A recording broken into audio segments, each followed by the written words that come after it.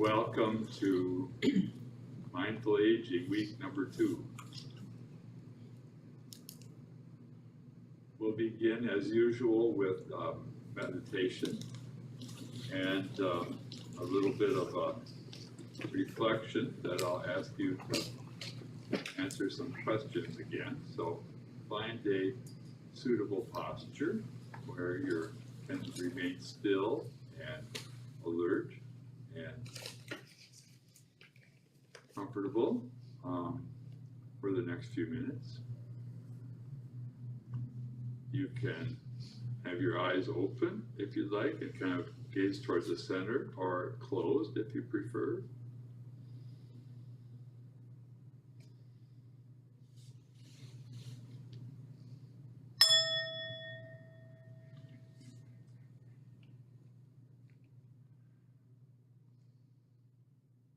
Sitting and noticing the body.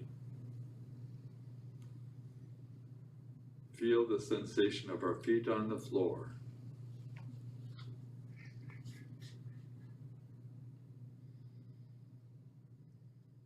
Feel our weight in the chair, our back against the chair. Feel our hands resting where they are. Let our shoulders relax.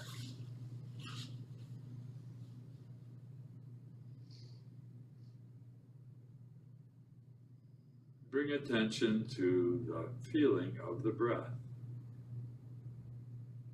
Notice where you feel the breath coming in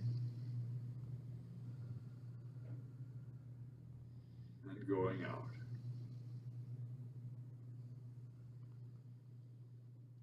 No need to control the breath, just feeling it, noticing it.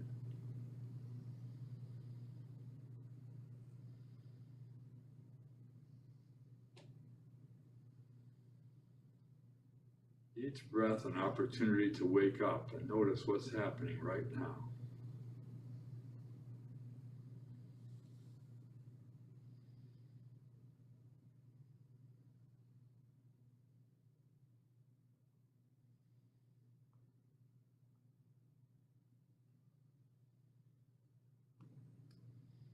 Just sitting and breathing.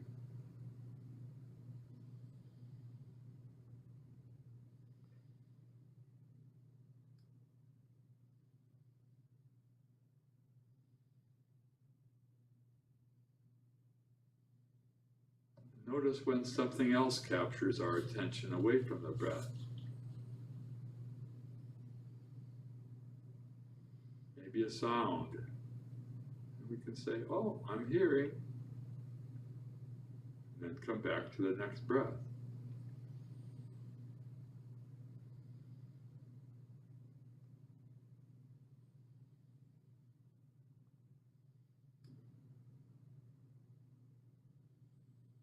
Thoughts come by and we notice, oh, thinking.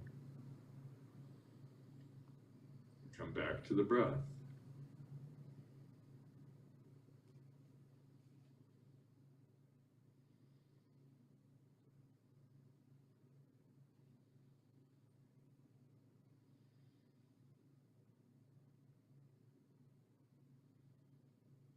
Nothing special to do, just trying to notice that, notice the breath. And we sometimes notice, oh, we've been carried away for a while. We got telling ourselves a whole story and we missed a few breaths. Oh, I noticed, and come back to the breath. That's a moment of mindfulness. That's what we're looking at here.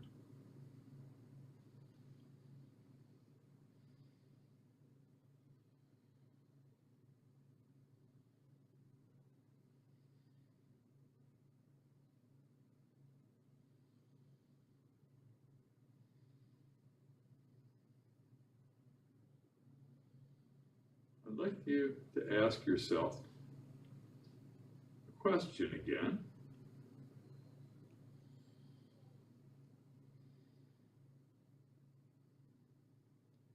Who am I? Just dwell on that question for a few breaths.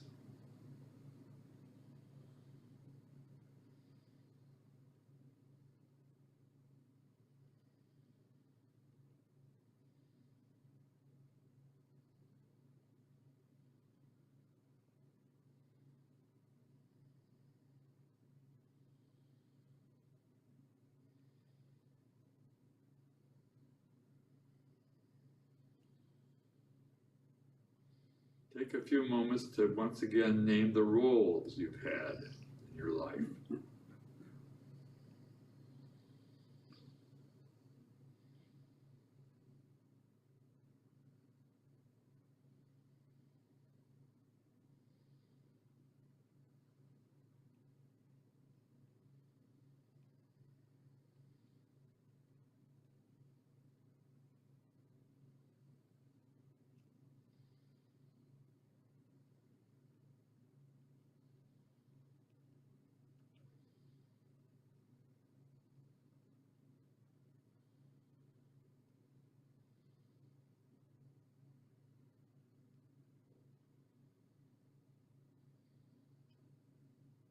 Reflect on some memories of things that happened that made you who you are. Any memories that come up?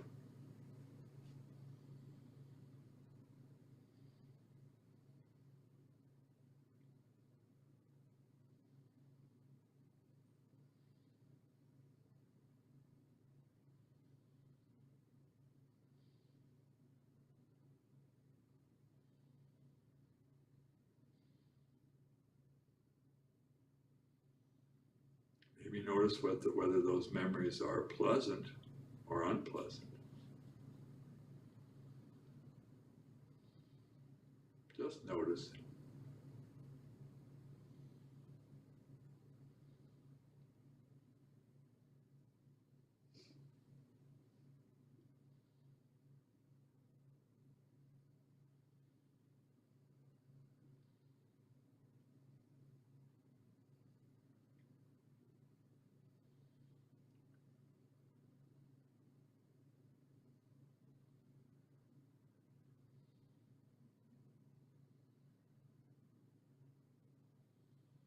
Looking into ourselves,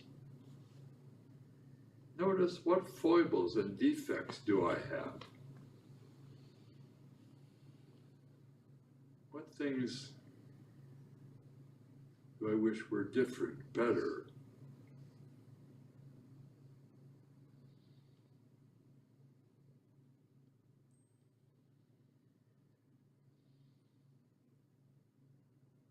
Who am I?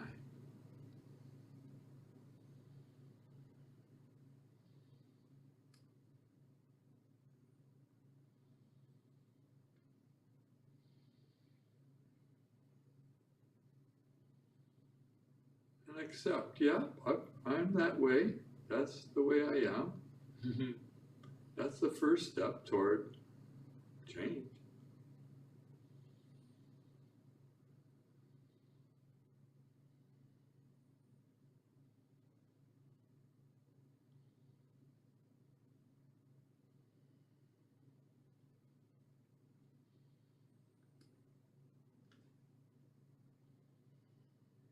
Now let our awareness focus on what qualities and skills we have.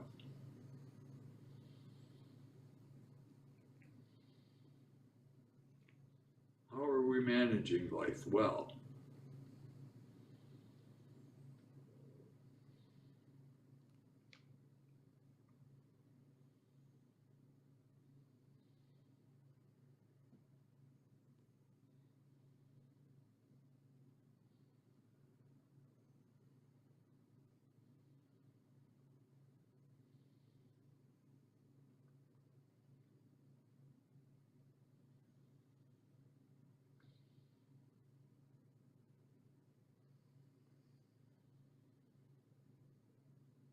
And let go of all those thinking. Just come back to the breath. Just sitting here at peace.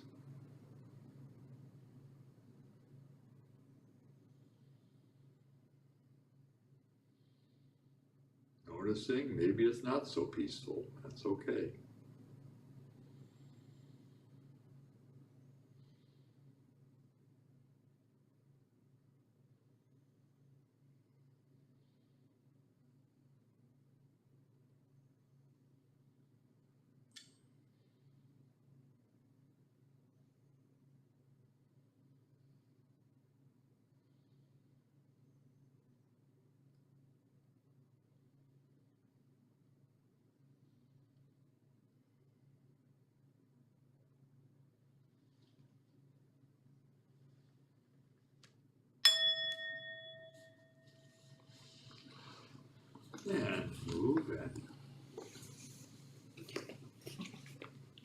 notice how we feel.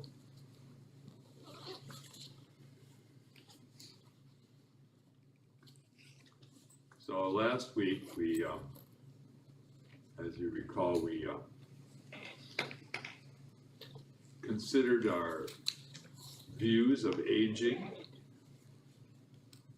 What is it to be getting old? What is it like for us? What are our perceptions of aging? We talked about the second half of life as an opportunity to grow, and about lightning strikes, where very often something happens that changes our life and kind of drives us in that direction of exploration and noticing life isn't the same. And seeing it as an opportunity.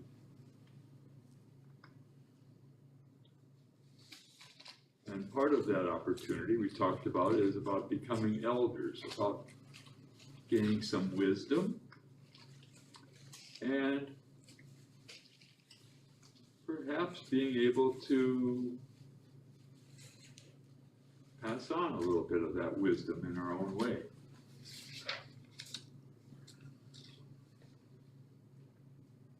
And you had an assignment. Well, every week I hope that you do take some time for meditation, for reflection. Doing that as often as you can, hopefully every day for at least 10 minutes, longer if it's good for you, will build your skill and your insight. So the assignment, as you recall, was to write down the 6 different stages in your life and to try to describe the flavor of each time.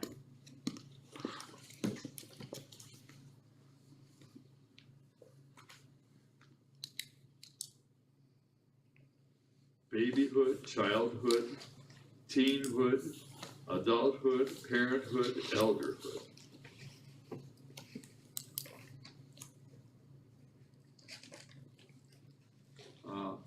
I hope that was helpful. It's kind of pointing us in that way of looking at, about reflection, looking back on our life and where we've come and where we're going. So, anyone like to share what their flavors were of some of the stages?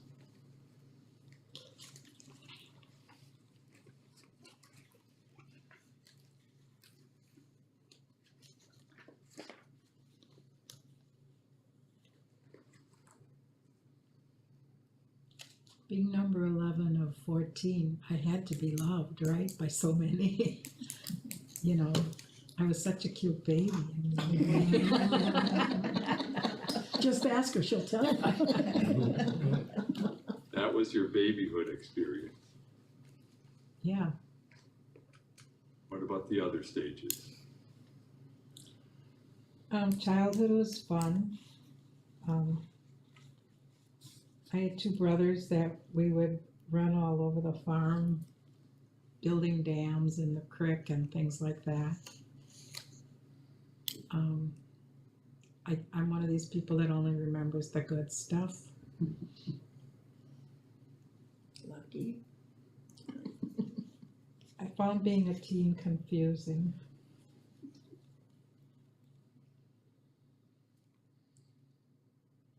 Adulthood, it seemed like I was always seeking something more. And I enjoyed parenthood. It was fun watching my kids grow up. And I found elderhood to be just as confusing as being a teen.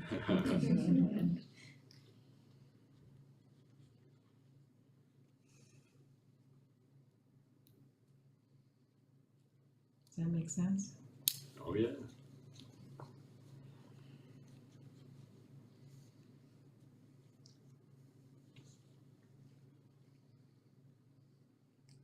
Okay. Babyhood, I have dependent upon parents.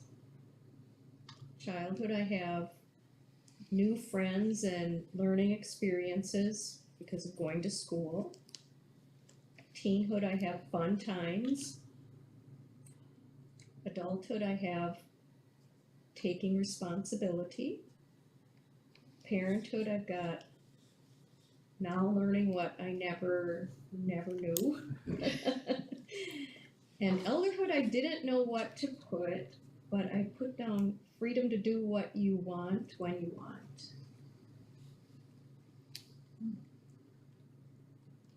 Not really adjectives, but flavors.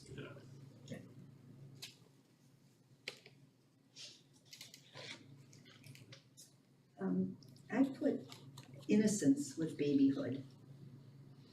I don't have any memories at all. I just figure that's what it must have been like. Childhood, I had 2 adults and me, so I felt watched. Teenhood, I was cautious or a wallflower, an observer, probably trying to figure things out in my way, which is to watch. Adulthood, I put trying. A lot of work was trying. Parenthood was busy. And elderhood, I put seeking. I said kind of like teenage. Although I'm not cautious and a wallflower anymore, I'm seeking. I want to be bold. Isn't that interesting, that elderhood is like teen? Did some of the rest of you feel that? A bit?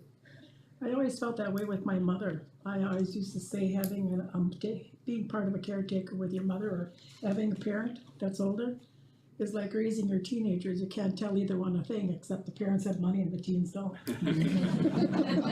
You can take away their phones or. Yeah, right.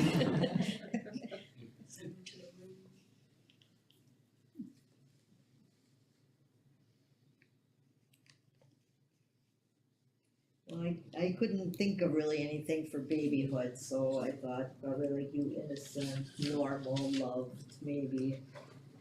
Childhood, I had fun. Teenhood, I felt safe. That's what I put down. I had a small group of friends that I knew would always be with me. I felt safe in my home with my parents. Adulthood, I just put normal. I don't know. Maybe I don't remember the bad stuff either. Parenthood, I put busy but wonderful. And elderhood was the one I came up with the most. I like so far so good, fun. But then also worried about health, losing your partner, and awareness that life isn't infinite. Kind of feel like I didn't know how to word it. Like obligated or the weight of an obligation to be a mentor. Like I feel a need to pass on words of wisdom, even though I don't know what the words of wisdom are. You could write a book. Yeah.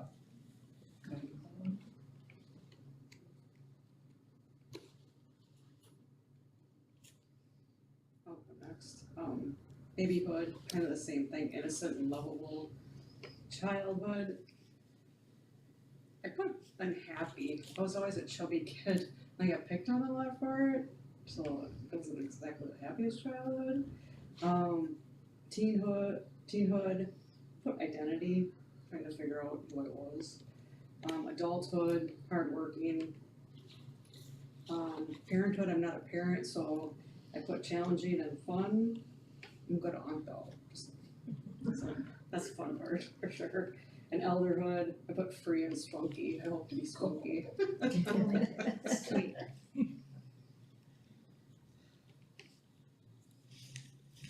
I can do mine. For babyhood, I had feeling safe. Childhood was busy fun. Follows siblings I had. Teenhood, uncertainty. Adulthood, learning. I don't have children, but I was always a pet parent, and that has been very adventurous. I'm still a pet parent. Elderhood, I have becoming. I don't know what my elderhood is going to look like until I can look back at it. So,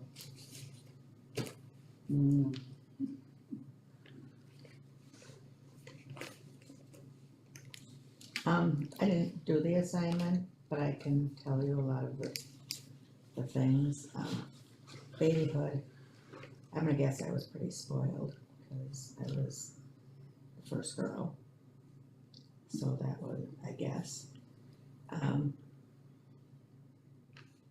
Childhood, my younger brother and I were pretty mischievous. We found a lot of things we weren't supposed to do. Teenhood, very rebellious. Adulthood,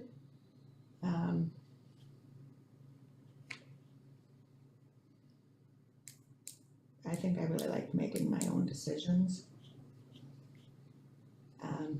Parenthood, I must have done a decent job because I got 4 really good kids. And elderhood, I don't think I'm there yet. I just, it's not there yet. Babyhood, I, like everybody, I don't remember too much of it. I was told I was spoiled because there was 2 years difference between my older sibling and me, and a baby was something new in the family. Now you gotta remember there was a whole mess of us, so 2 years in between kids was a lot. And my childhood, uncertainty. I was sick as a child, and so I couldn't connect with a lot of my siblings because I kind of felt isolated, but I wasn't. I mean, just uncertainty. And then my teens, I was always looking, seeking, trying to measure up. And to me, adulthood and parenthood kind of went hand in hand because I became a parent at 20. And so I don't feel I had a chance to be an adult without being a parent. So I kind of tied the two together.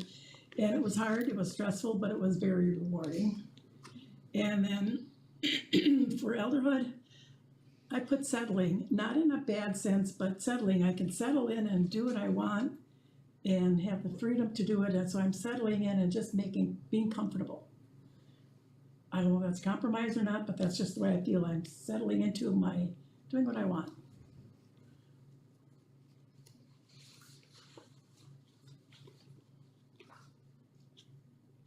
Me? Are we taking turns? Why not? I wasn't gonna share, but I will. For babyhood, I put unexpected because I was born in a car. My mother didn't know I was on the way, so. Wow. Childhood, I said freedom. Teenhood, I put neglected because I was pretty much allowed to go anywhere and do whatever I wanted. So I have memories of feeling like my parents had no idea where I went or what I did. Adulthood, I said experimental. Parenthood, focus. And like so many others here, elderhood, I said kind of to be determined, not sure what that's gonna be.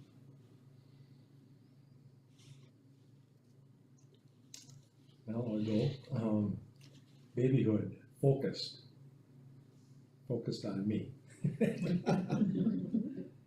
Childhood, sad, teenhood, uncertain, adulthood, responsibility, parenthood, busy, and elderhood, hard.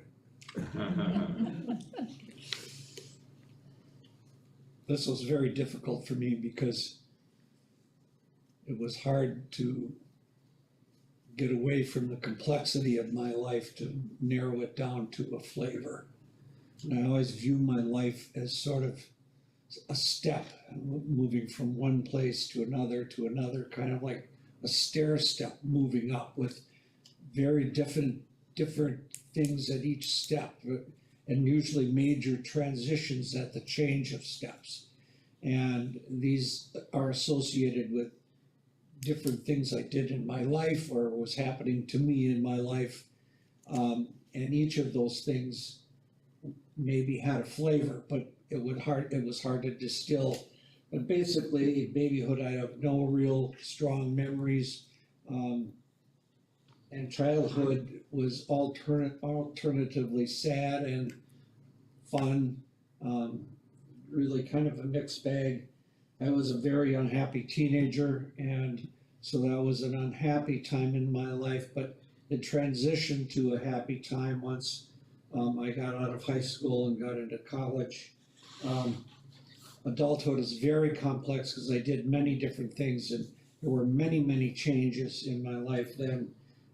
Basically, most of them good, some of them very difficult health conditions and situations, very interesting employment, and transitions in that employment.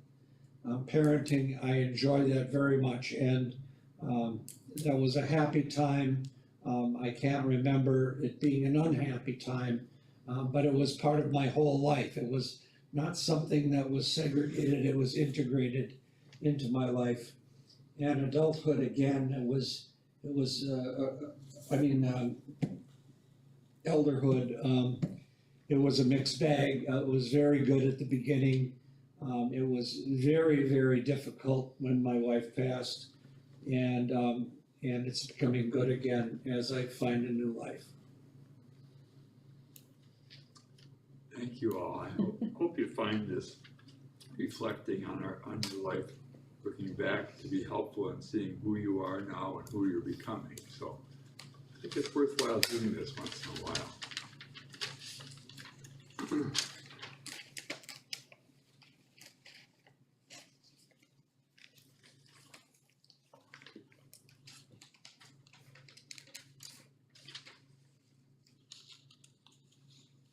So I'm going to start off week 2 here now with a little story, a couple of little short stories that illustrate something.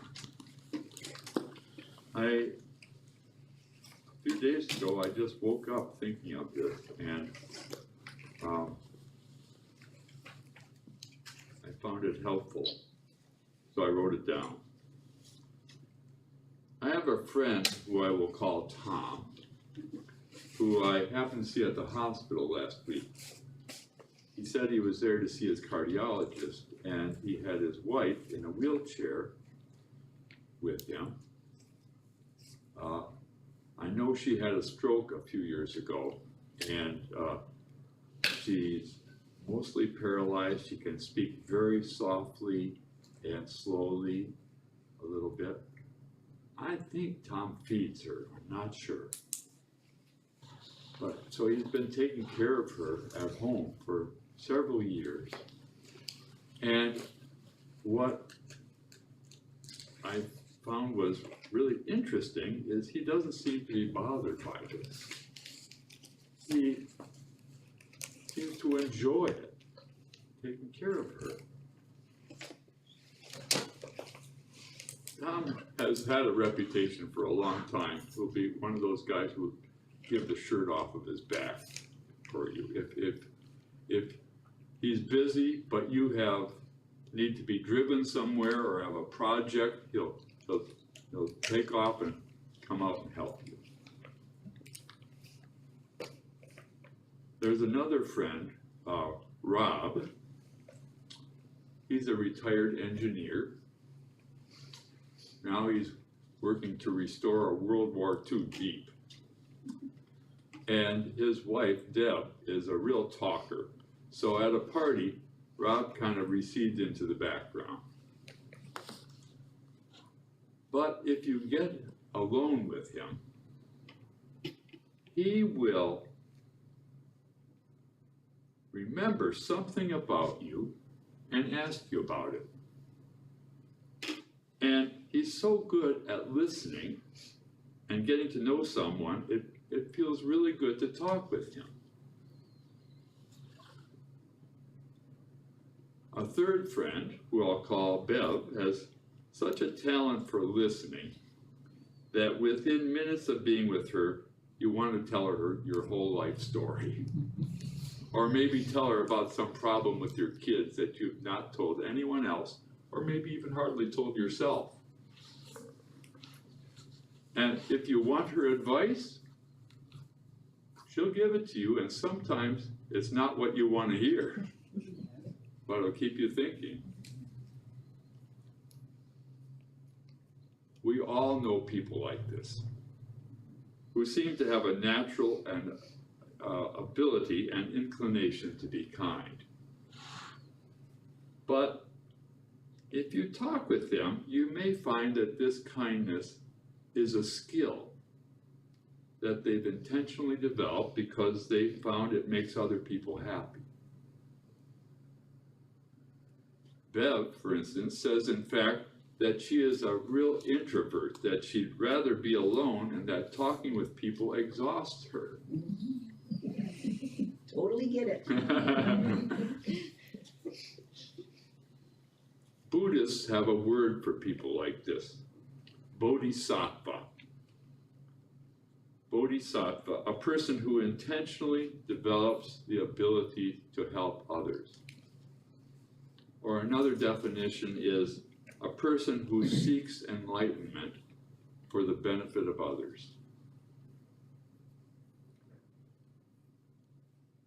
We are all potential bodhisattvas, but it does require some intention and effort and a measure of grace as well.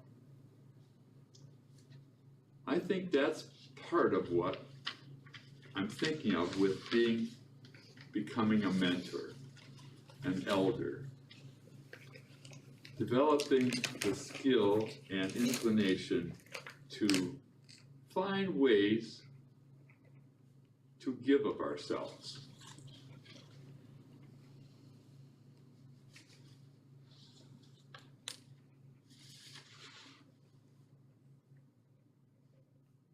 Most of us try to do good in the world. This is a natural result of our having some basic goodness.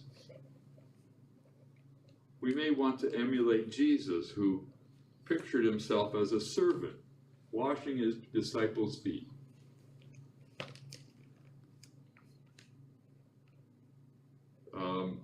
But some of our motivations are often mixed with other factors. Some of us, we want to look good to other people, right?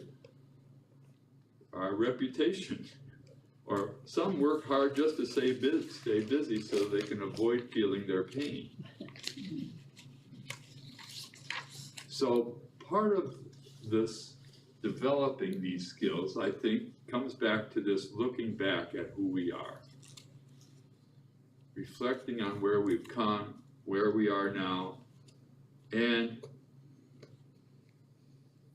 beginning with the wish to be free from whatever gets in the way of our helping others. Simply allowing ourselves the experience of our own raw feelings.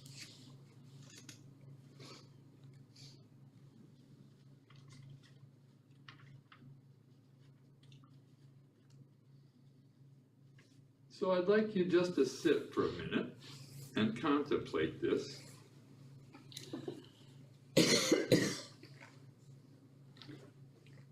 How can my life benefit the world?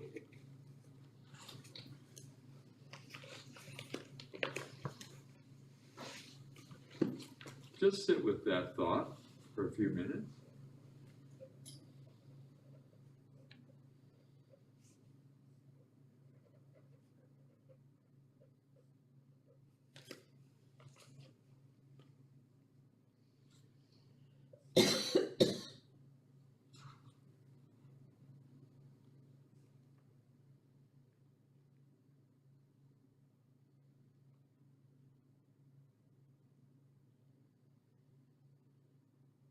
Maybe reflect on how your life is benefiting the world.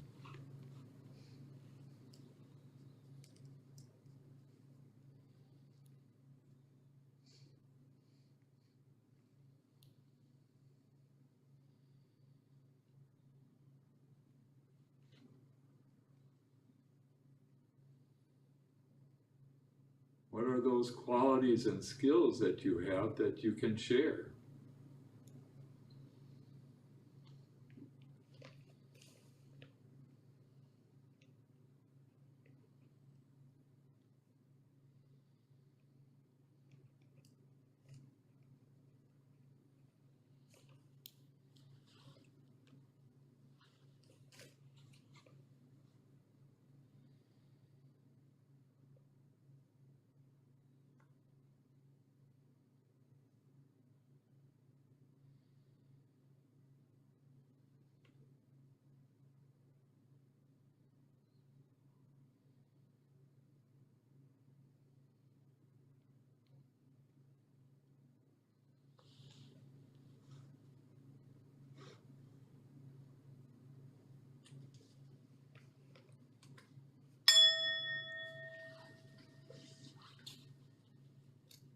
If anything came up for you that you think is worth sharing,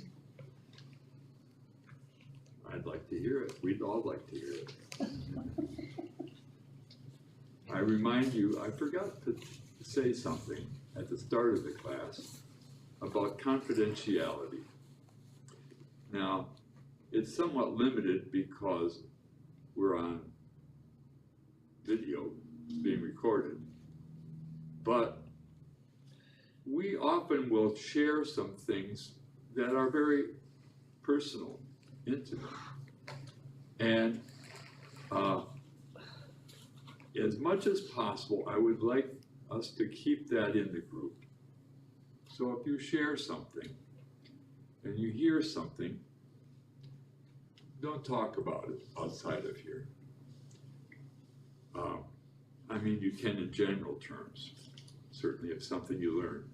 With one exception, anything I say you can take anywhere you want. I put myself out there, that's part of it. So what about this bodhisattva path, this idea of intentionally looking at ourselves in order to help others? Any ideas?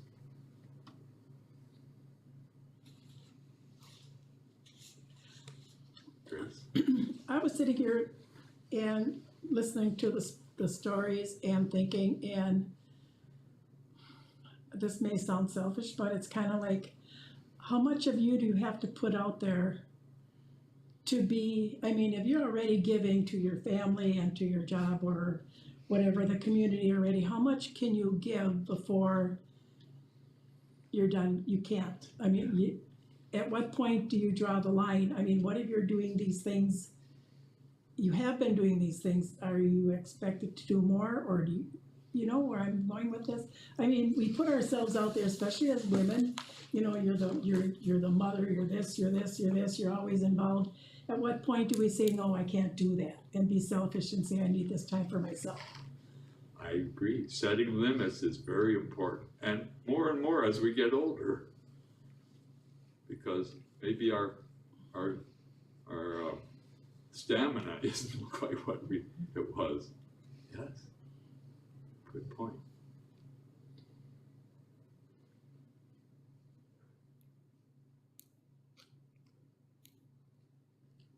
I think just being a listener, I don't think you have to reach much beyond that. Whether it's your 6-year-old granddaughter who confides all her secrets in you and tells you not to tell her mom. Even though one of them was she cut her hair, and I'm pretty sure mom noticed. Or just people that call and just, you don't even know why they called, they just talk, you know, and I think just being a listener.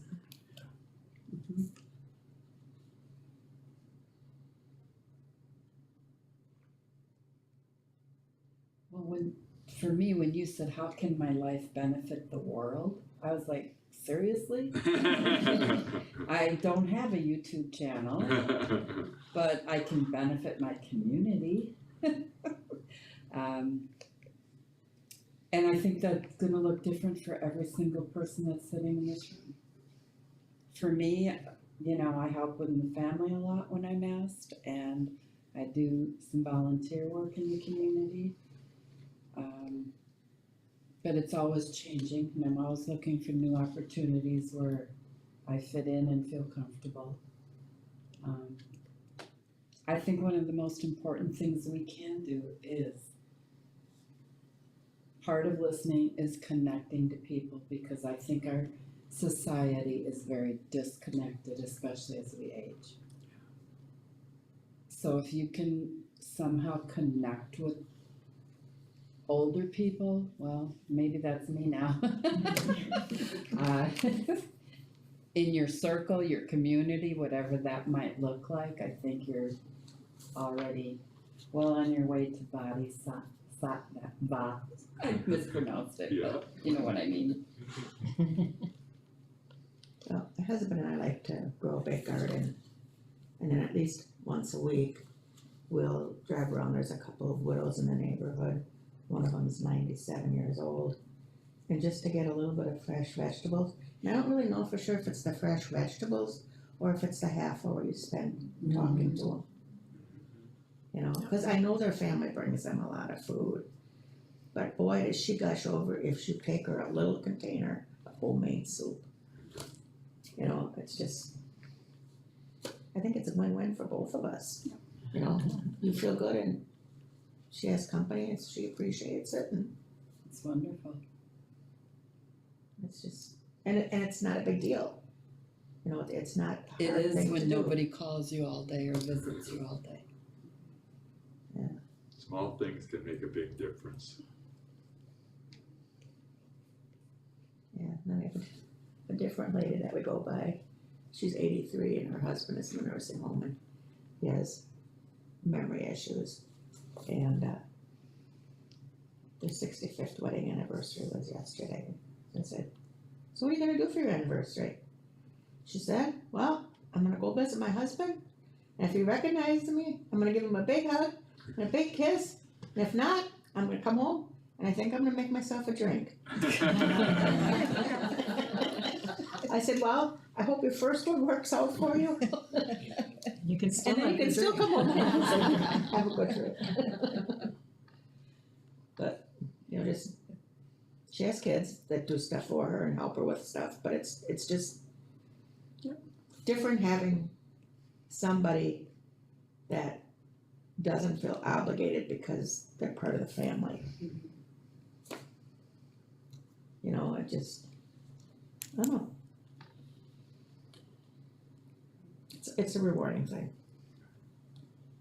I always worked to be a good teacher, and that I did with intention. And I approached being the boss the same way with my employees when I was in that role as a teacher to them, and, you know, giving them the benefit of my knowledge and helping them move upward in their own knowledge.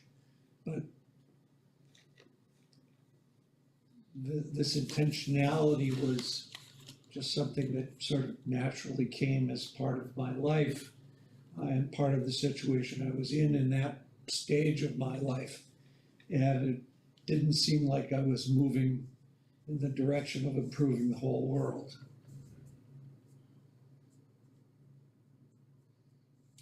Yeah, there's something in the Bible that says one person plants a seed, another person waters, another person harvests. And, you know, to me that's saying you just do your little part. You don't know what the result is going to be. Or like we have a saying, just do the next good thing. And leave that up to whatever happens after that. In the East, they have this concept of karma, which means everything we do and say has a reaction. So whatever, if we can do things that help, even little things, they have a reaction. There's a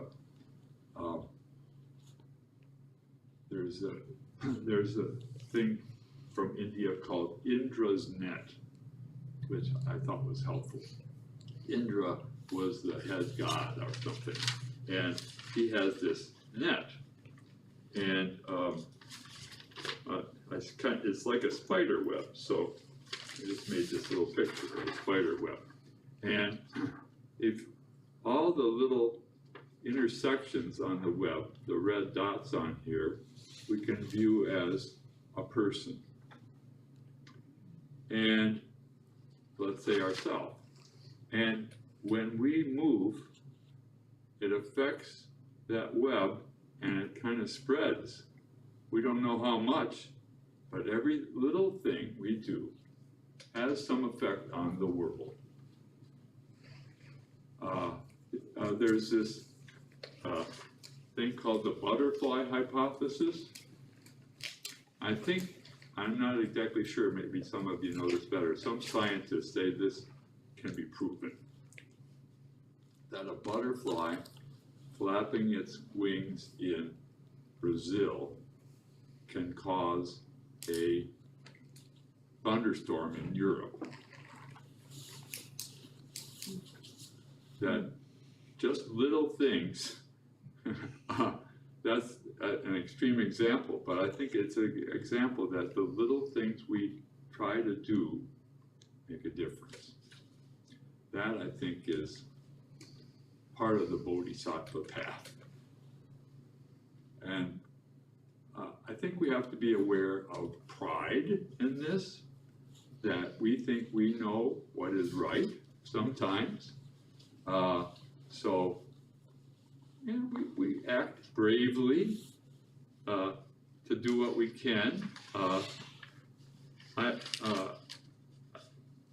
think the Apostle Paul had so many wise sayings. He said, one thing an interpretation is, he said, sin boldly. Do your stuff, not sure what's going to affect, but do something, right?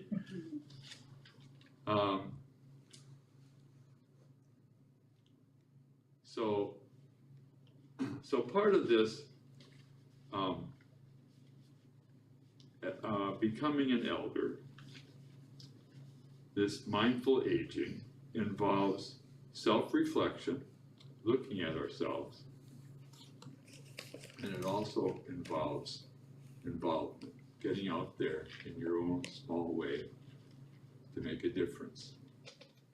And yes, I think listening is one of the keys. And in the second half this evening, we're going to talk a little bit more about listening skills, which I think is really important.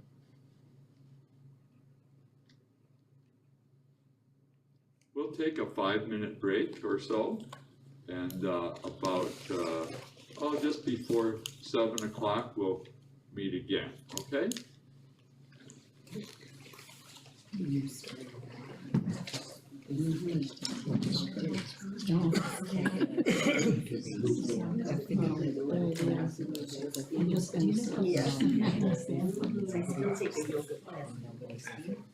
Where at were you, refinery? And it's. No, it was at, Val. Yes, yes, cause you look, your name's all familiar, and it's like, the more you talk, it's. Go to Madison. Your voice sounds familiar. Okay. Mannerisms And and we stuff. visited Yep, there for yep. 6 years. Yeah. But anyway, there was Yeah, one woman in you nailed particular. it. Yeah. that was so good, I just loved her. I find these discussions, we are all so wise, these things come out that I think are really helpful. Thank you. I just felt like an old screw when I made those comments. No, that's so true. That's really important. I just loved visiting her. She was one of those patients, she did Yeah. set pictures of everybody. That's right. I Or whatever it was. Yeah. asked the nurse, I said, "Is this something that little kids?" And she said, I don't think so. Like She right goes, there, around there, different places. Okay, On the that's main, good, like the right. main thing, it was just- Well, right in front of the lights are library. that- If you went to the next building. holiday That season. one. Yeah. Yeah. Nursing home was shut down for like I think that's true, but I still feel like there's so when there was food, no visitors. And she was interested in that. And each other was like, oh, I Very never thought tough. of that, you know, and I thought, how sad. Yeah, but yeah, Even I though I blows your mind did and yoga with Val when she was at Fanny's. Oh, yes, I got there just right at the beginning, Well, just like maybe a couple months. That I knew of, cause she was one of the first Yeah, and then she went patients to I the fell in love house with, kind of and across over the time I Yeah. learned to not fall in love with him. It was After heartbreaking. then she stopped that and I don't know how long she was there, but I probably knew that she was there. That was Tuesdays, Thursdays, and Children never think just all three. And it happened, they said it happened. The children, it's too far, I, mom I doesn't don't think, I didn't realize how much it. they use so many excuses. We're busy, whatever, they just, I can't deal with seeing my mom dance. And how many people were in there Annie's and then they had for some 6 trip years. monkey videos that went kind of across from. And it did give the catalyst for me though to start living, get out there and start living, but there's a lot of Politics, you Val mean? at the refinery. Well, Or yeah. religion. Politics can't handle it. It was such a quite a place first, but this feels like. And it's so It was hard to do it, but there, sometimes I'm not gonna, I'd say to my husband, I'm not, tonight's my last visit, I'm not gonna do it anymore. And be like, okay, and then I go into that one patient. Thank you so much for coming, you have no idea how much you miss it. And I'm like, thinking about it, and I gotta come back. Cause it's hard, when you're in the nursing home, that is end of life, you know, they know, and most of those people, number one, that's Usually focus on listing. and number two, One, two, they deal with the. usually it's other That is things that come in. And manor care is also medical, Connection. so a lot of Started at the refinery for a while. didn't have And she any hasn't been there for a couple of years. resources in their children by the state. So, you know, sometimes there might be better places that are more activity or whatever, but anyway. It was an eye opener, let me tell you, My older sister. but my dog Yeah, I got started. No with- kidding. Lions. Oh, my. So I had it for the third time, I could probably tell it. That was also Fox Valley Humane and they never did it. They were getting it before the election. Yeah. At one time, we had like 60 actions, Immediately on my mind. and now they have nothing, There's more and time. it's really I sad, never had it And we're before. because Never had it we didn't before. make the shelter any money as a.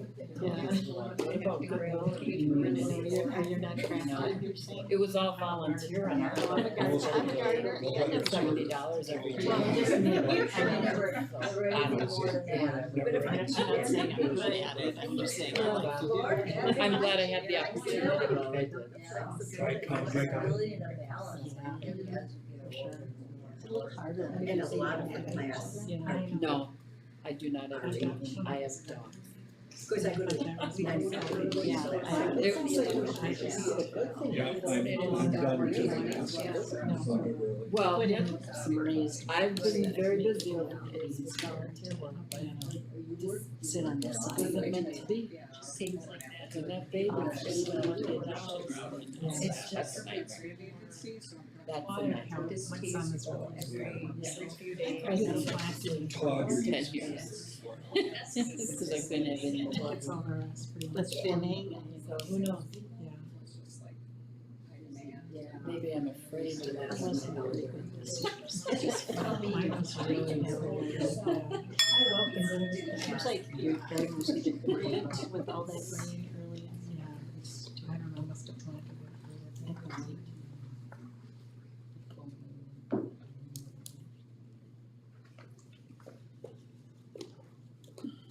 So, part of this, exploring ourselves and getting out into the world involves healthy relationships.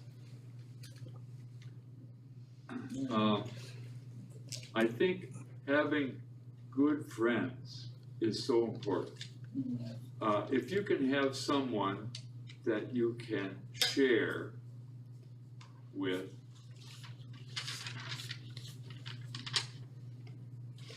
somebody who perhaps shares our values, they can help us understand ourselves.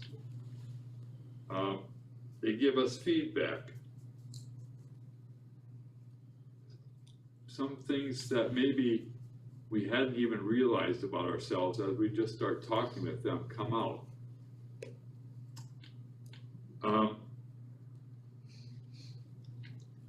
But I think it's worthwhile to be selective about friends. Find people who can be good friends.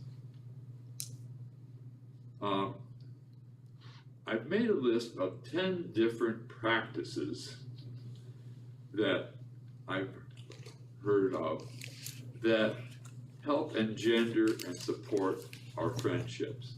And they're in the handout, so you don't have to take notes on it. One is mindfulness. That is paying attention. So simply paying attention to what your friend says and does is a big step. 2, ask open-ended questions. Like, they tell you about something, well, how did you feel about that? Something that opens them up and lets them talk more. Open-ended questions. Gives your friend space to talk. Number 3, take note and maybe write down what your friend needs and wants. Because every once in a while, they might say something that, oh, that's where they're going. For me, I need to write it down to see, maybe I can help with them with that, because if I don't intentionally remember it, it just goes by, so pay attention and be prepared to be surprised by what they're saying and doing. I like this one. Remember, knowing a person is the greatest gift you can give. Really knowing someone. When someone says, "You get me," that is a huge compliment. One of the teachers, Sharon Salzberg, says, "Why do we love people? Because they see us." And share our own stories. That's so important. Be open to talk about yourself a little bit, but don't get carried away talking about yourself either. Punctuation. My friend calls this punctuation. That is, when after an interaction with someone, reflect back on that. Maybe send them a note or a text reinforcing what you shared. Oh, we had a good talk. I really like what you said. Sending somebody a written note is revolutionary these days, but it's really meaningful. Show an interest in their hobbies and interests. That's what my friend Rob does. He's whether or not he cares at all that I teach meditation class, he will listen to me talk about it. So, be open to what they have and listen. Mirroring. Sometimes it's valuable when somebody's talking to you to repeat back to them what they just said and asking if you got it right. Is this what you said? And maybe that you get to understand them a little bit better. We were taught this in medical school. When somebody's talking to you about their problems, you say, "Well, I heard you say that your knee hurts. Is that right?" Well, no, that's not what I'm talking about at all, but, you know, it could be, so that can be helpful. Number 10, validation. This sounds self-serving, but I think it's real. Build up emotional capital in the form of positive feelings by complimenting them or conveying in some way that you are listening. When you do that, emotional capital, it's like they remember that and makes it feel good, and then they'll do something for you. It's okay, it's real. So those are just some ideas. So we've talked about how listening is such an important part of this. Now, a lot of these are about listening. And there's an exercise that we have done in the earlier meditation classes about mindful listening that I think is helpful, because there's certain habits that we often tend to have when we're listening to someone that get in the way of really hearing them. Some of these habits are, we judge what they're saying. We say, I don't agree with that, I think you're wrong, that sort of thing, okay? Very often, we're thinking about, if they're talking about a problem, we're thinking about how they could fix that problem.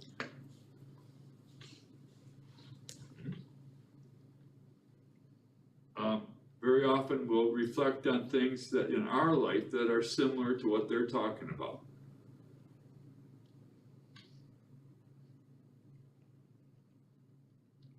And very often, while they're talking, we're thinking about what we're going to say next when they're done. Now, these are normal and sometimes helpful, but if we get carried away with them, they get in the way of us actually hearing the person. So mindful listening can be being aware of when we're doing that.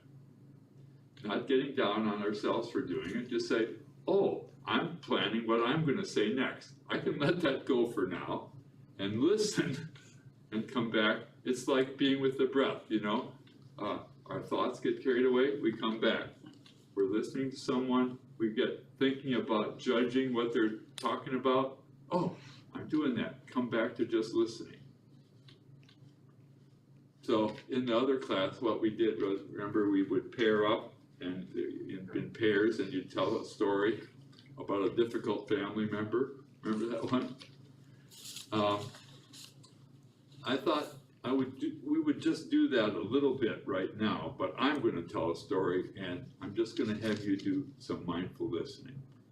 So if you want to take some notes or write down checkpoints or a word, why don't you do this right now? On your paper, write these 4 words. Notice, number 1 is judging.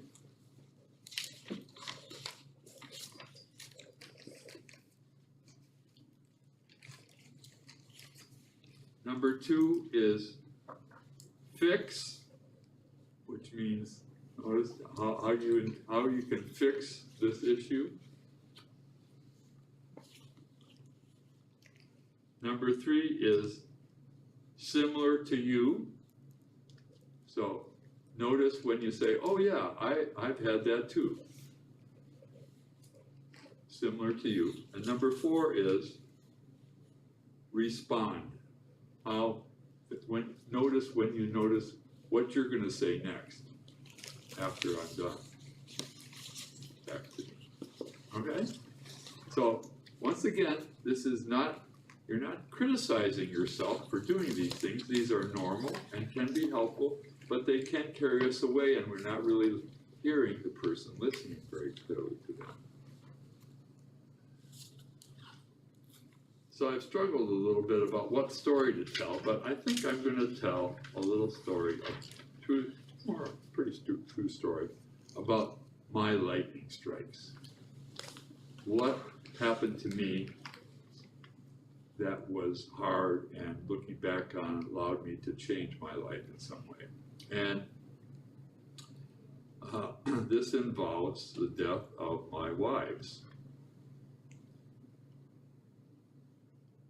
Nora and I had been married 45 years. She had been ill a long time. And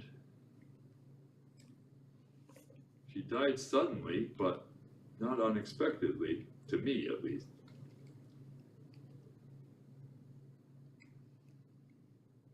And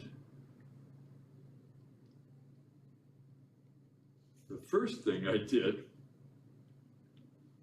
after leaving the hospital and coming back home alone, I looked at her journals, and she had piles of journals that she kept on different subjects over the years. And looking through them, since she had been ill for so long, a lot of people didn't know her anymore. And I said, well, at her funeral, maybe they can get to know her. I'm going to share some of the stuff from her funeral, from her journals. And I think, you know, I was able to move on pretty quickly in my life, and people said to me that I was grieving before she died. But it did change my life.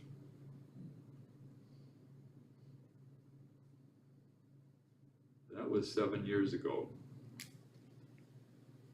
I subsequently got married again, and after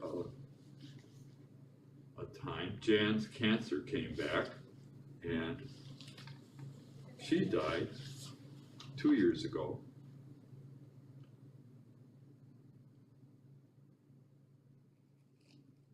I'm still working on that, but I know for months I could not sleep. That was the biggest thing I noticed. And I didn't dream. I was confused, dull. I could carry on with my life, but it would seem like it was in a fog. Now, a lot of people describe this when they're grieving. And gradually I started sleeping and could look back on that time, the good times, and how happy it was that I was there for her.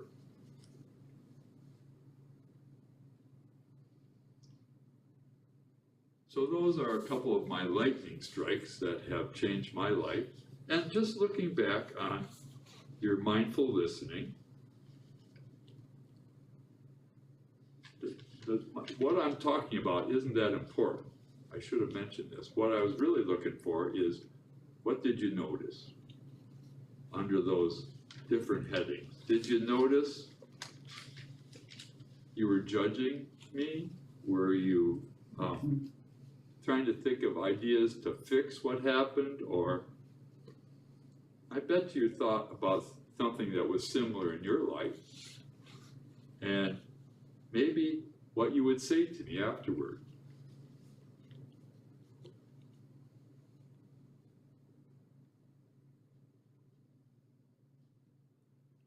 Mindful listening, being aware of the thoughts that are going on in our head while we're trying to pay attention to someone.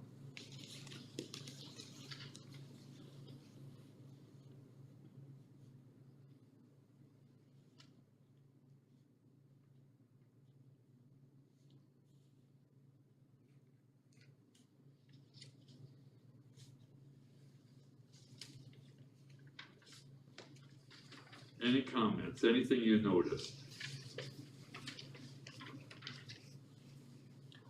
I think my response would have been that it was really courageous of you to get married again and then have to deal with death again. Um,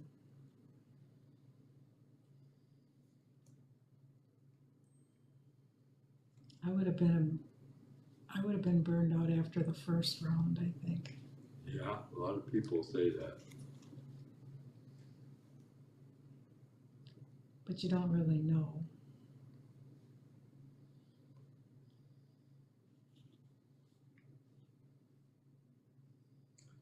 I was thinking how you projected the reality of life. Is that things come to an end, I will die. And first, last, that sadness is out there. Yeah. It's kind of guaranteed. I like how you said at your first wife's funeral, you wanted people to get to know her again and try to honor her life. I thought that was really a wonderful thing.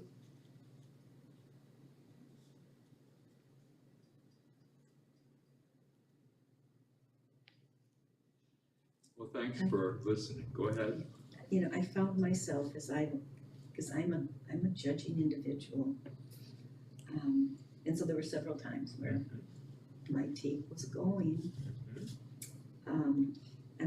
I'm usually a fixer, but I did not have any fixing thoughts for you, but talk about the similar to you. You know, I think anybody who's lost a spouse, it's just, I never thought of it as lightning strikes. I always described it as my world was just turned upside down. Yeah.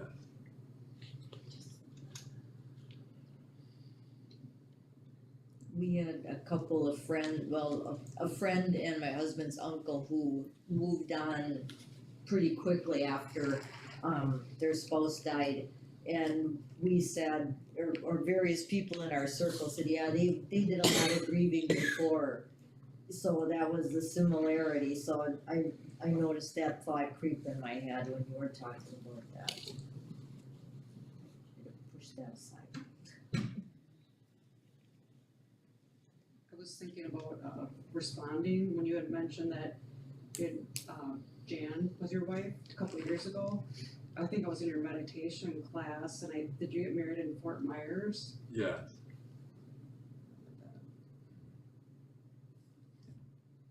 On the beach.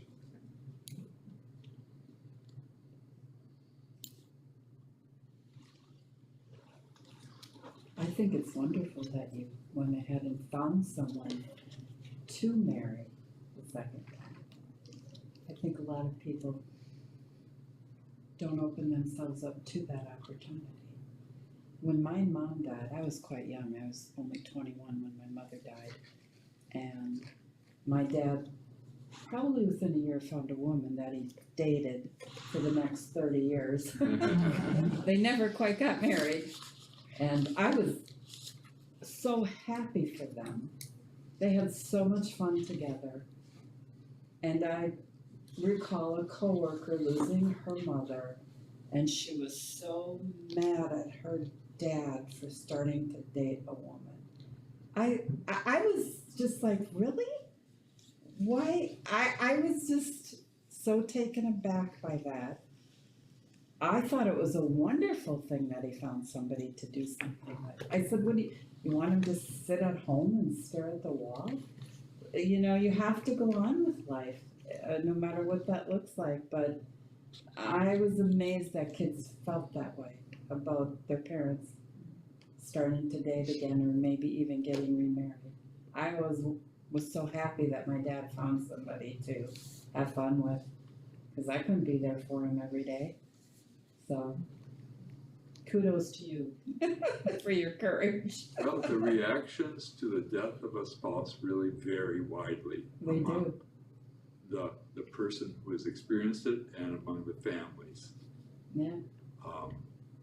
A lot of people said, you know, I was acting too fast. Mm.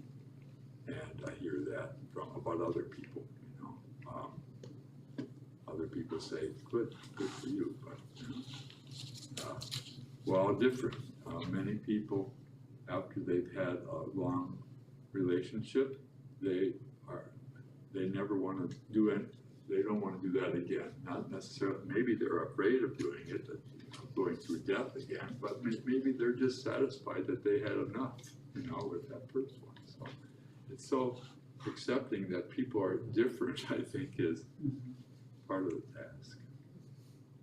See, I kind of had a death experience with my parents too. My mom passed away when I was 11, and she had been sick for 3 years before that with cancer. So I kind of came the caretaker for a family quite young, and that's why I was rebellious when I was a teenager, because I was ready to be done. Yes. Doing the laundry and the cooking and the cleaning and taking care of all the younger ones. I was just ready to be done. And Dad never married. He never, I think he dated one woman for probably about 6 months. But they were only married for 13 years when she died, and they had 7 kids. And when I was married 13 years, I thought, that's not long enough. At that point, I wished that he would have been able to find somebody else to spend the rest of his life with. But he never did.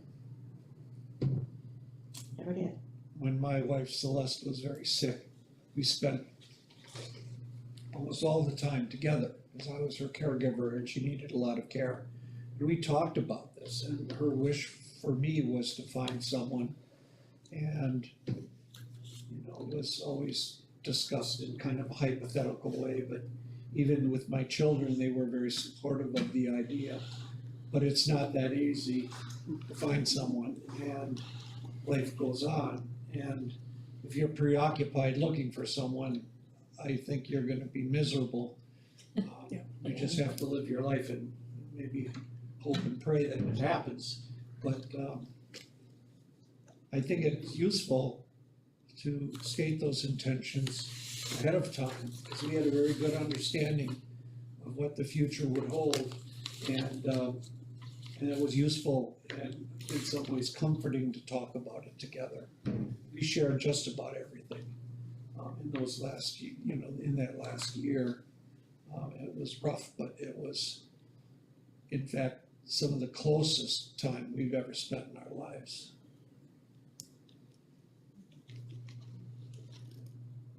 I might be off in left field here, but we're talking. You do that, you're very good at that, Grace. Well, the Reservoirs. She wasn't good at baseball either.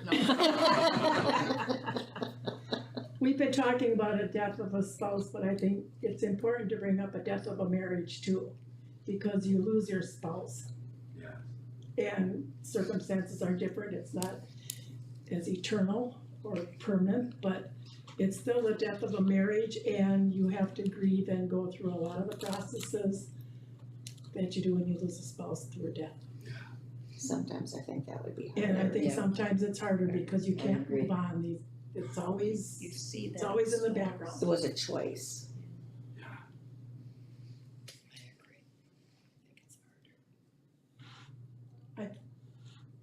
So, just put it out there. Thank you.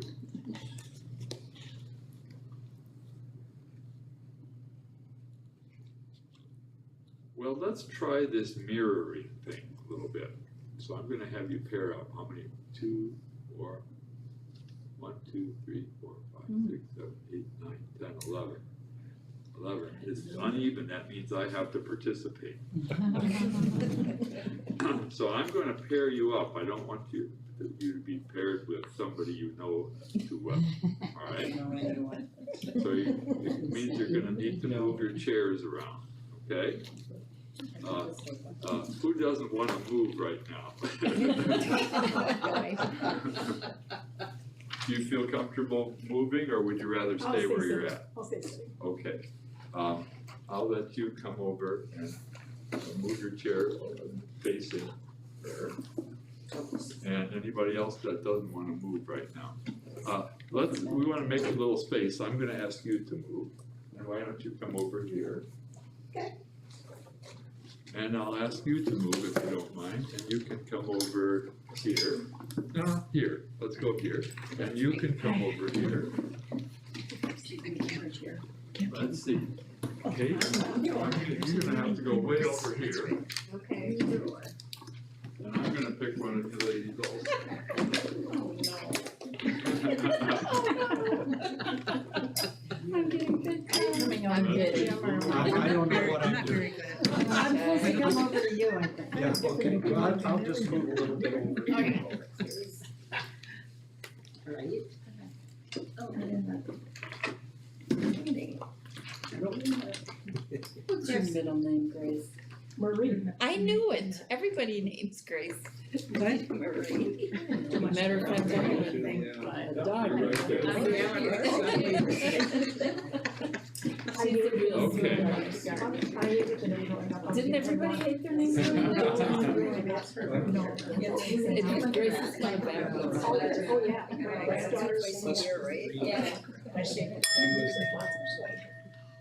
Okay, we found our partners. Now what I'd like you to do is pick one of you to start.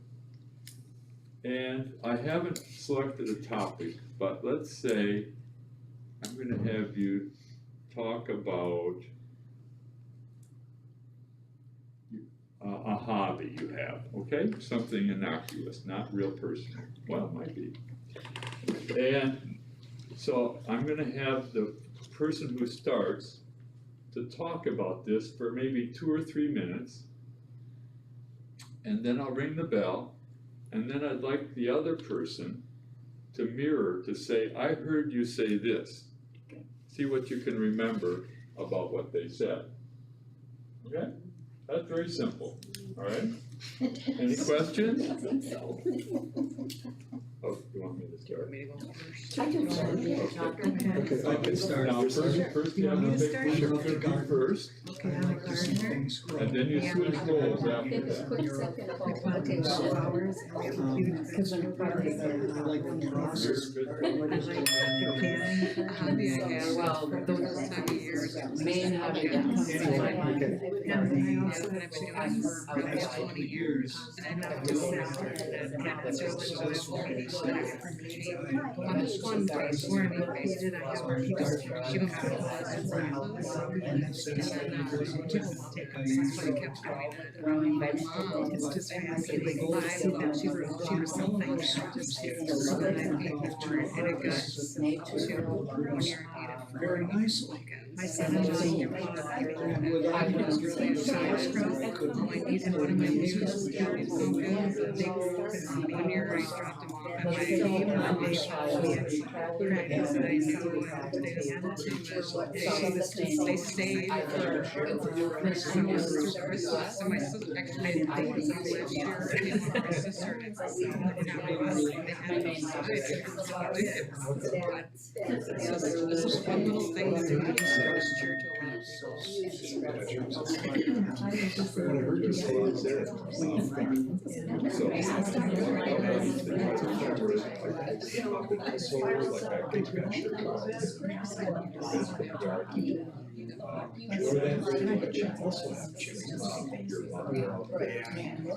from those children. And I was talking about it, I thought of it earlier. I said, good people, and I have 5 kids at home, I still do it. Was that the soccer, so, yeah. So I'm gonna teach them probably. Say that people that I don't know that I'll do that. Okay.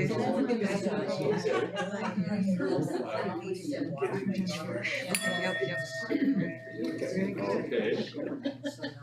Stop. Okay, I have a hobby of carving. Let's be silent for a moment. Now, so far, one person explained their hobby and the other person said what they heard. And now switch roles and have the other person tell about their hobby and the other person listen. And when I ring the bell, stop and explain what you heard, okay?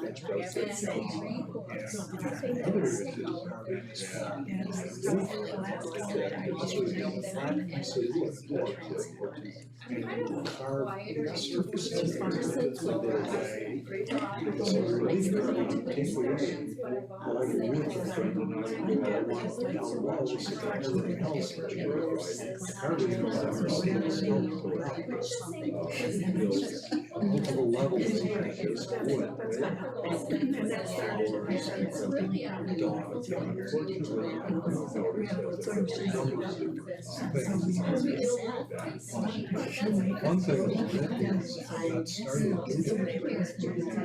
a fan about Christmas, there's this thing where we choose themes. Couldn't buy materials so I came up with the idea of so that's how I started doing it. This day, chisels, carving, nothing about it.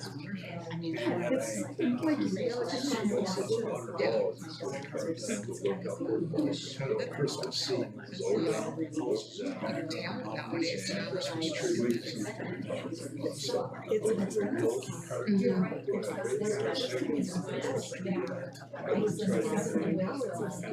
Anyway, that was a relief crisis. It turned out to be nice.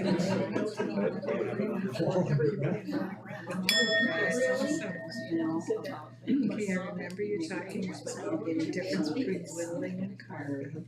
Whittling, you just take a stick and you just chisel it. Very good. Now you can reflect what you heard. You don't Okay, pick a single. Carving is different. Or you can take it and feel from it, if you're doing it for your grandkids or for your family, so you make you still enjoy it.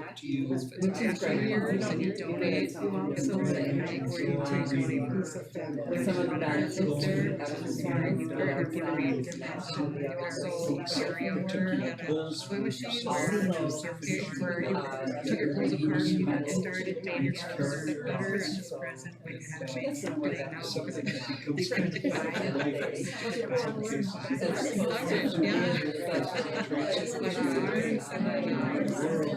Just give them to family, give them to family members and pass it to yours and I know you said a lot more. You get a newer sewing machine later, that's exciting. I have a girlfriend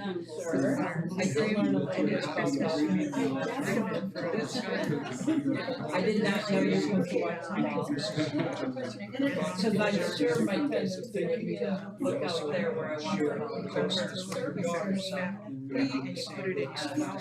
I looked into it. They tried to buy it. I actually know they got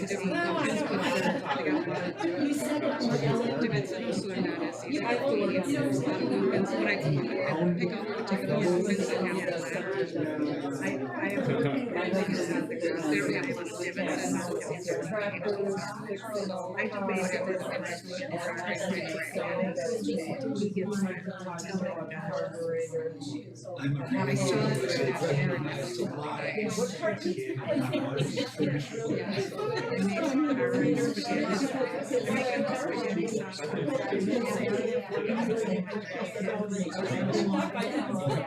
But you can do it it's actually a taste of I've had to kind of squeak it because it wasn't spicy.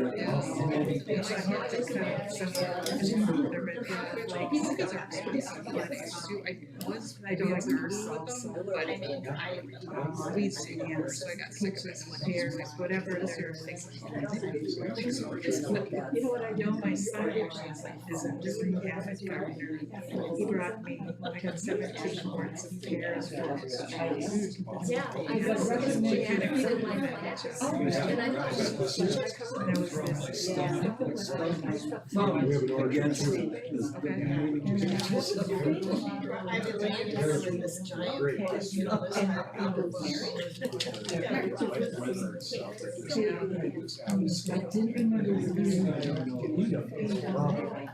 I couldn't think about selling your kids for. Yes.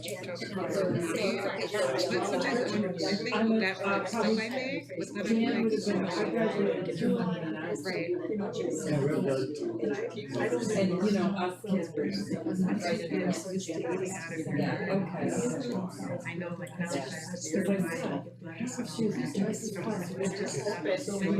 Joyce. I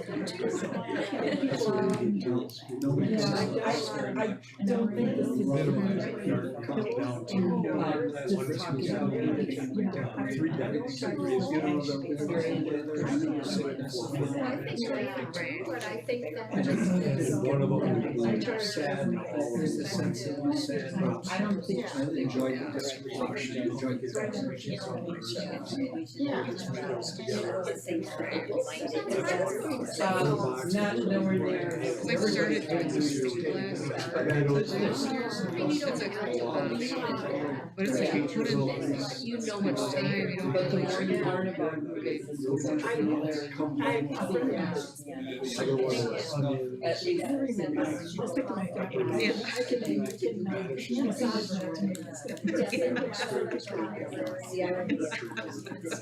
Yeah.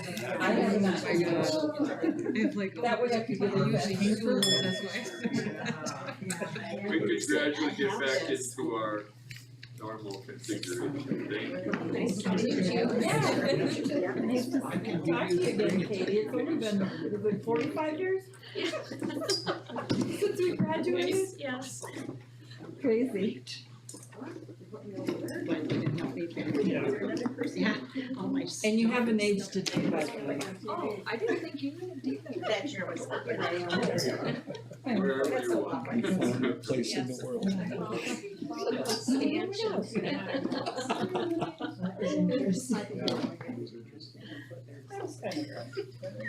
I'm a little slow.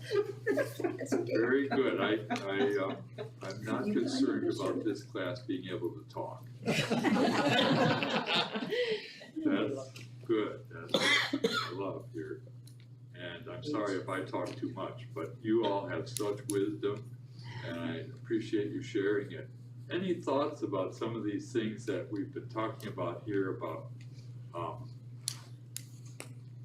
relationships and things that we can do to engage our friends and to have a positive effect on the world if you want, but relationships, some of these things we've been talking about. One of the things for me is that someone who's your good friend today, 5 years from now, you don't seem to have anything in common anymore.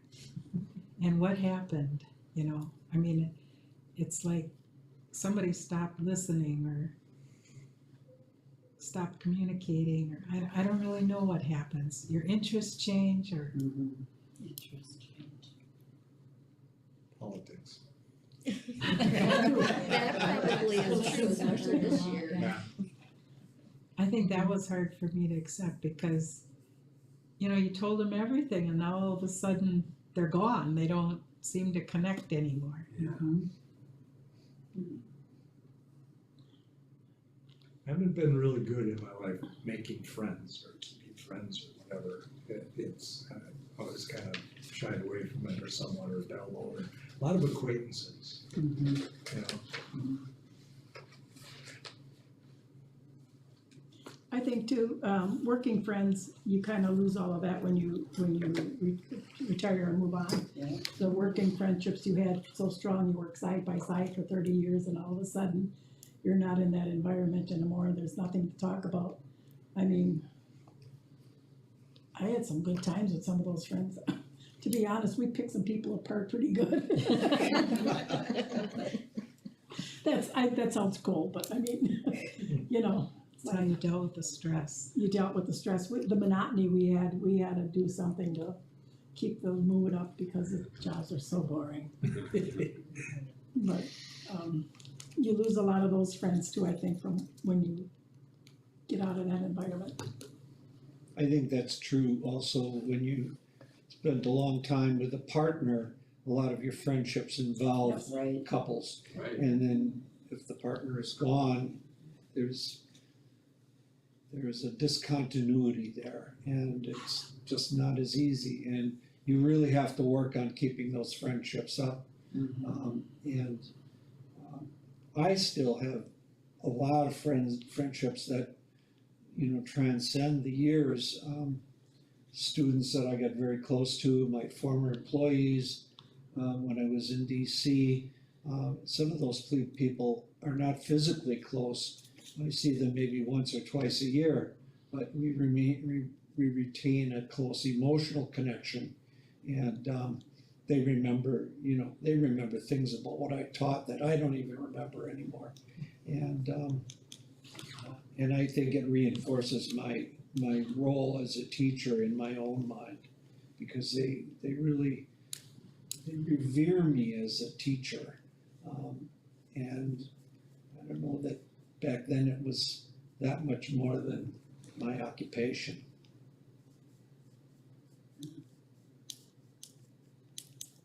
Friendships require work to maintain them, just like a relationship.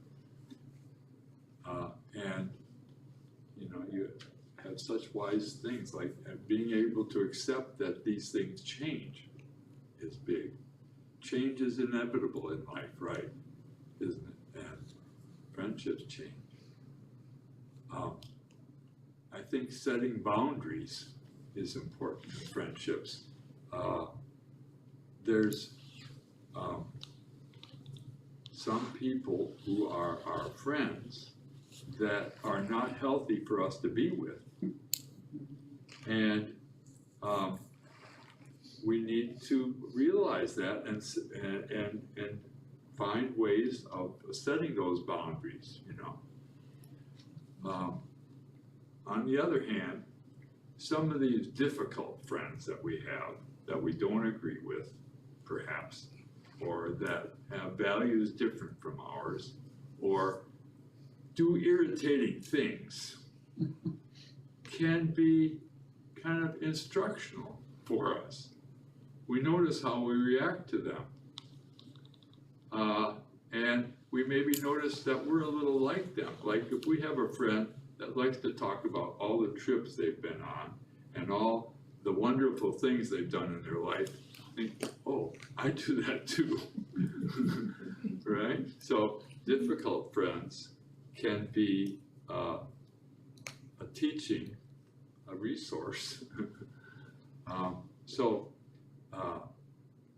Meditation is about going in, looking at ourselves, observing our thoughts, but it's also about going out. It's about noticing what's going on out there and making some good decisions about how to manage that. I have no assignment for you this week, other than I have a handout that that kind of goes over some of the things we've had this week that you can peruse. Try to have a regular meditation practice. If in your meditation some things occur to you relevant to the class, you're teachers too. You can talk about it next week. Next week we're going to talk a little bit more about this Bodhisattva path. about interaction with other people as a part of this becoming an elder, and about how we approach aging mindfully.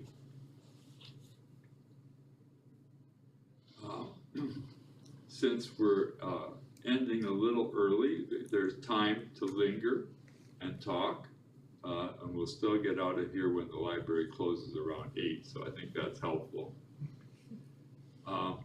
Before we have a closing meditation, anything that's urgent that people want to share? I just have a question. Yes. So when you just said, people that you shouldn't hang around with, Uh-huh. how do you know who that is? Ah, that's a good point.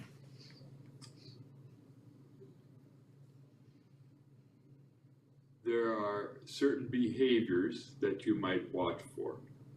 One, I think that's a telltale thing, is gossip. If somebody gossips and says things about other people, that's kind of a sign.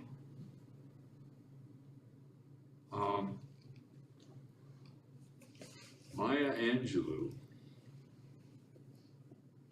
very thoughtful poet, has said something like, when somebody reveals themselves, believe them the first time. Something like that, right?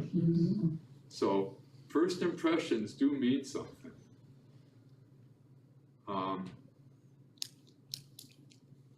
Personally, I realize I have certain habits that are not healthy. And if I'm going to be with a person who has those same habits, it's going to build up those habits. So that might be another thing. What do you think about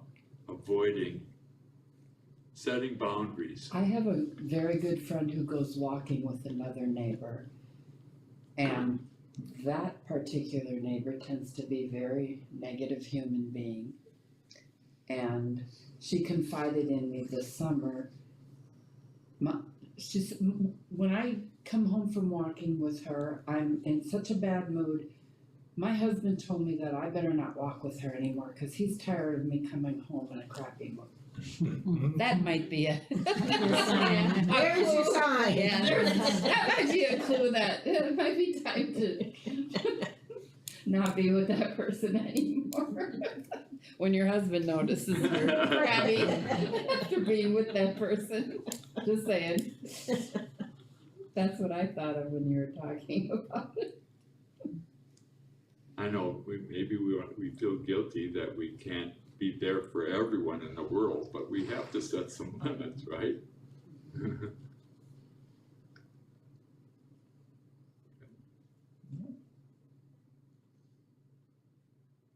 Okay, we'll close with a sitting meditation.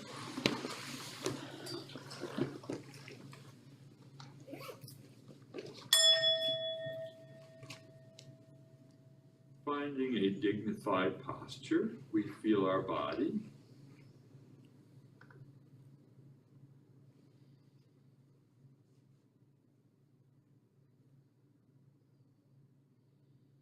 And notice our breath in and out.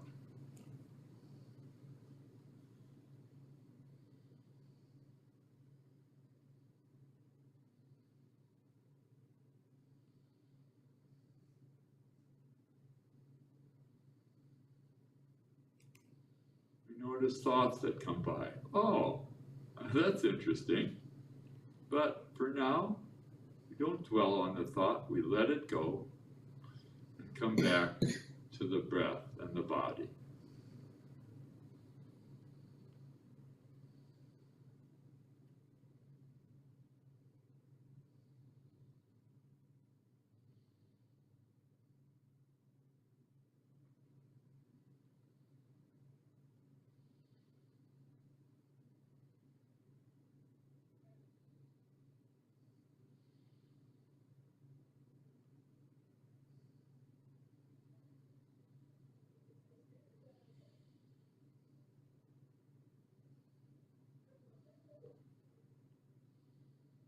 We notice sounds. Oh, say to ourselves, hearing. Come back to the next breath.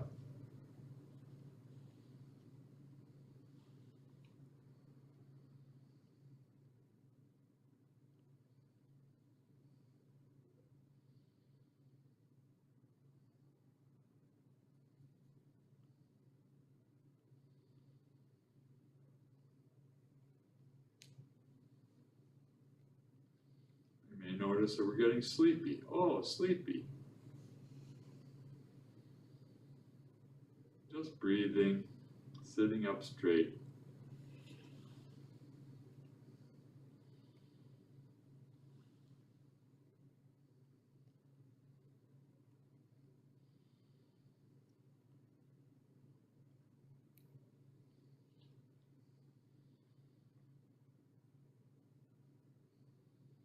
Maybe we notice a discomfort or an ache somewhere in the body, and we just say to ourselves, oh, I feel that.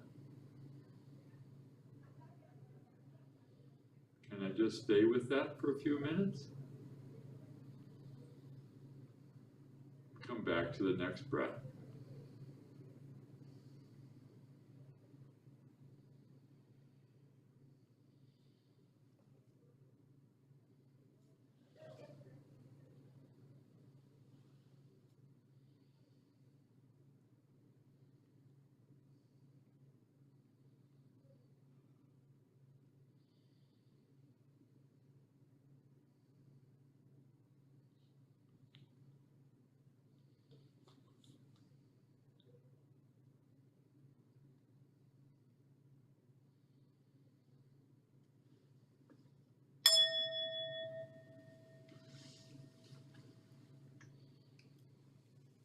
Thanks for your practice.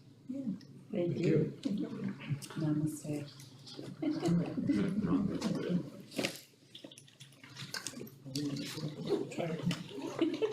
That's what we say. I do a lot of meditation. We always say namaste. It's like I'm singing, I don't think I can get it. That 2 hours went so First fast. I was wondering what kind of soup you made. I love soup. I found a new recipe for pumpkin wild rice soup. And my husband I've never made that. It is mushroom, it is wild rice against the cheese. And I don't eat it all.